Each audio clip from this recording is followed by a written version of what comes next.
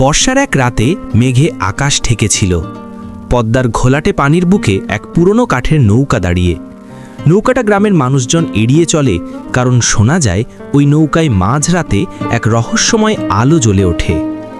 সোহান নামের এক কৌতূহলী যুবক সিদ্ধান্ত নিল সে আজ সেই নৌকায় উঠবেই। রাত 12টার সময় সে চুপি চুপি ঘাটে গিয়ে নৌকায় পা রাখল। নৌকায় পা রাখার সঙ্গে সঙ্গেই চারপাশ নিস্তব্ধ হয়ে গেল। বাতাস থেমে গেল, কেবল পানির হালকা ঢেউয়ের শব্দ। হঠাৎ নৌকার ভেতর থেকে এক অচেনা কণ্ঠ ভেসে এলো। কেন এলে এখানে? সোহান ভয়ে কাঁপলেও বলল, সত্যটা জানতে চাই। নৌকার শেষ প্রান্তে ধীরে ধীরে এক নারী অবয়ব দেখা দিল। চোখে আগুনের মতো লাল আলো, তার কণ্ঠে ঝড়ের মতো গর্জন। এই নৌকায় যারা ওঠে তারা আর কখনো ফিরে যায় না। নৌকাটা হঠাৎ মাঝ নদীতে ভেসে চলতে লাগল। চারপাশে ঘন কুয়াশা নেমে এলো।